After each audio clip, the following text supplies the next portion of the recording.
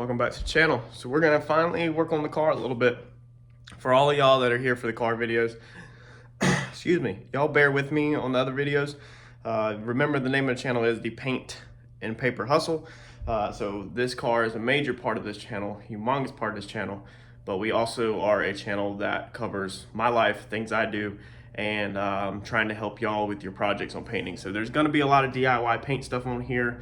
If you stick around, anytime we're doing something with this, it will always be on the channel.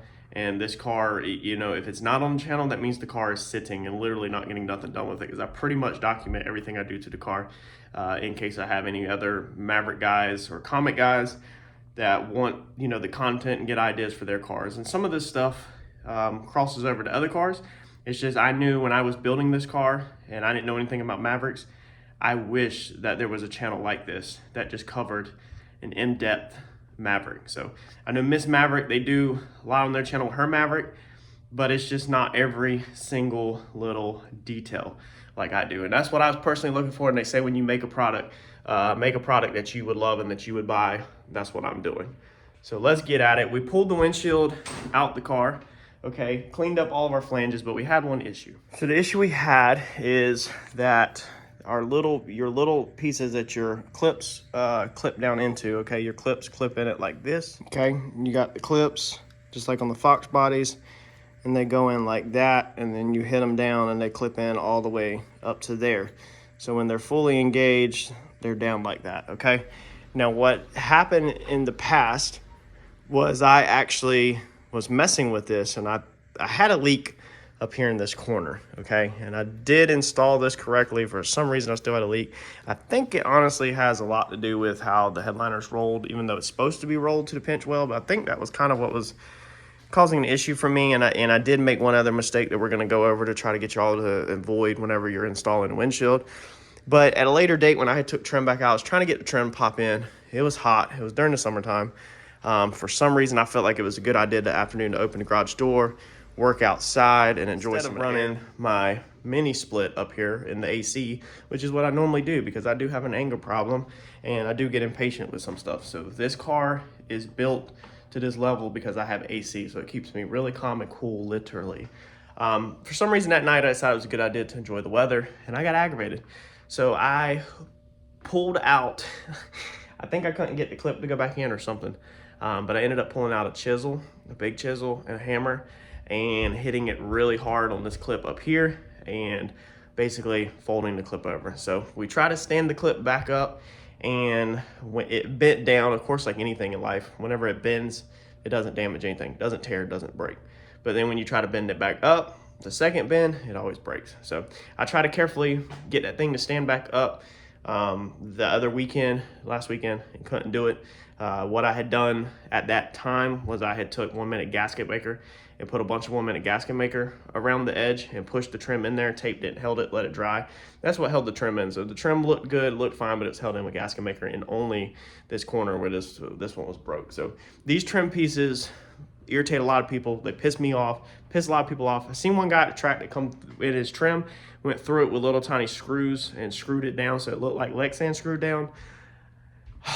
I'm really close to doing that, but we're gonna try to do this the right way and see if we can successfully get this to go back in like it's supposed to.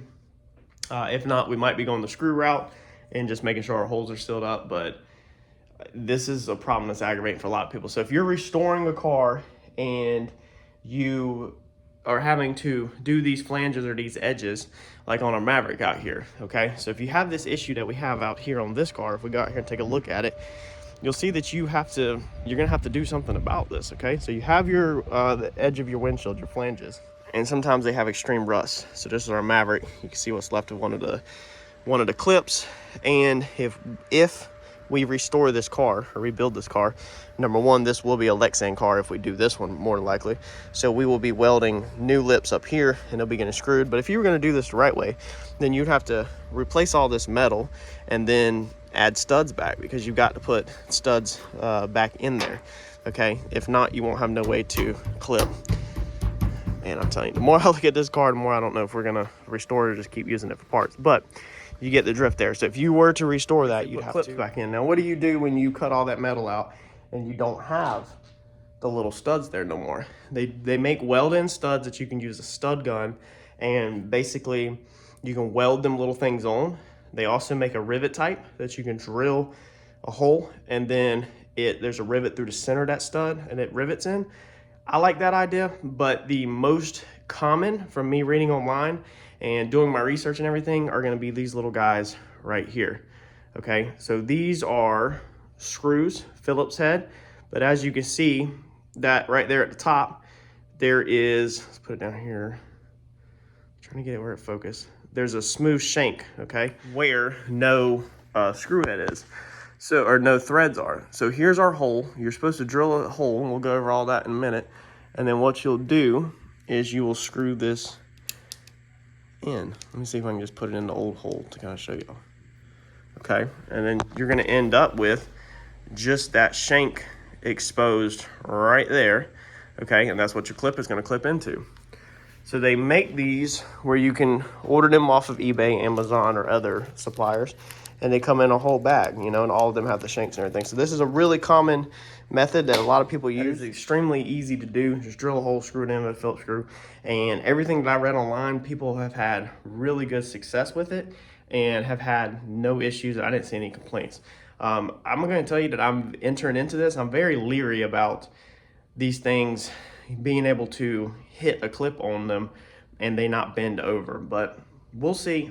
Like I said, I was thinking about using the pop rivet ones, but the cost, I think the pop rivets ones were like 56, 60 bucks for a set, and I think you can get these, I think it's under $15. So I went with the screw route ones because I only literally need to replace one. I think if I was replacing all of them, I would either get the spot weld gun and do them right, or at least do the pot rivet ones, because I want to have the statistics of failure by putting all of them screws in. All I have to do is deal with one. All my other ones are factory and in amazing shape. This car was in amazing shape, rust free whenever I bought it. So we're gonna put that in. If you need the clips, okay, the part number on the clips, that's that. I'm sure you can look that up online. Google it, Amazon, eBay. The supplier for this one, I don't know how to pronounce that. It's like Auto Vehicle Parts Company out of Cold Spring, Kentucky. So the website is auveco.com, okay? My glass guy actually gave me all of these. It's a whole entire box full of all the clips. So I know sometimes people be wigging out on these little clips, like how to find them. Them are ones he picked up. That's what we're gonna use. So, all right, so we're gonna try to finish this tonight. I had to stop what I was doing, come back. With your trim, though, you have to set these little screws, okay? You do got to do this before you put the glass in, because you're gonna have to drill a pallet hole. These require a 3/32 pallet hole. You're gonna drill the pallet hole and then of course screw in the screw. So I don't think you would be able to efficiently do that and get the screw low enough to actually be able to install this thing with the windshield in it. You could try it, come maybe to drill bit in at an angle, but the screws kind of got to go in straight. I mean, I guess it could go in a little bit of an angle, but you more than likely just need to consider that you got to have the windshield out probably to fix this. So let me get this pallet hole drilled, and also where the screw goes, it obviously is probably not going to be able to go exactly back where it was. So you're going to have to go to the left or the right with it. That's perfectly fine. What you have to get right is the up and down.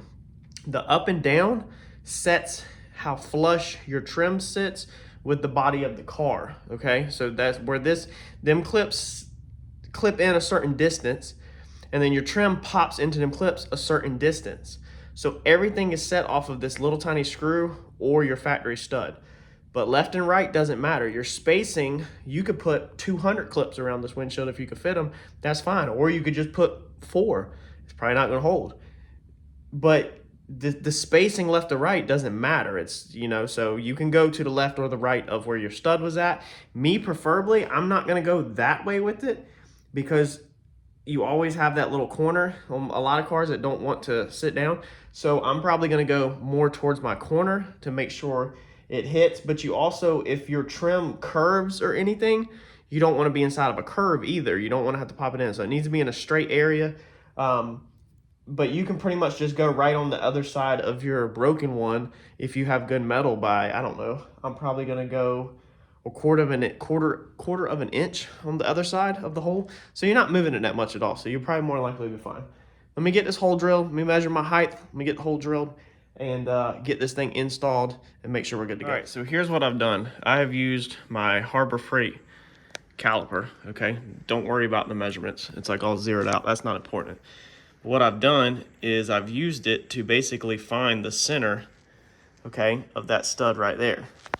Get down here. Okay, so that's pretty much the center, and I don't have it like this, because if you have it like this, then the little point right here can basically, you know, ride in this curve like a skateboard ramp. Okay, this is curved. So depending on where you sit it at, you're gonna get a different measurement. So I have tilted it so that it rides the same plane as this flange, and that pretty much off the eyeball hits the center, okay?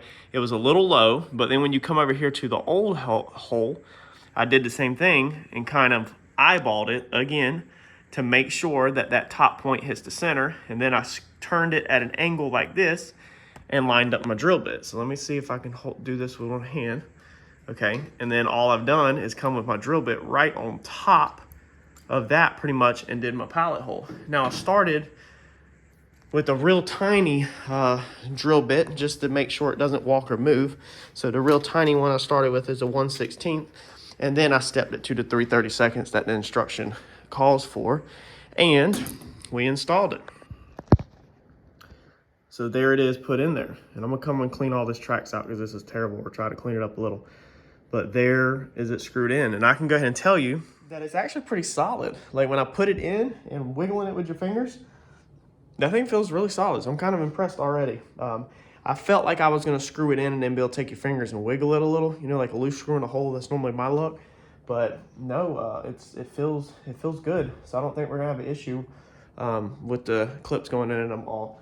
Let me spend a few minutes trying to probably clean up these channels a little bit. I kind of want to make sure I get everything clean, and then we are going to set our rubber on our windshield, and I'll show you the part number for that, and then I'll show you how I put my windshield in.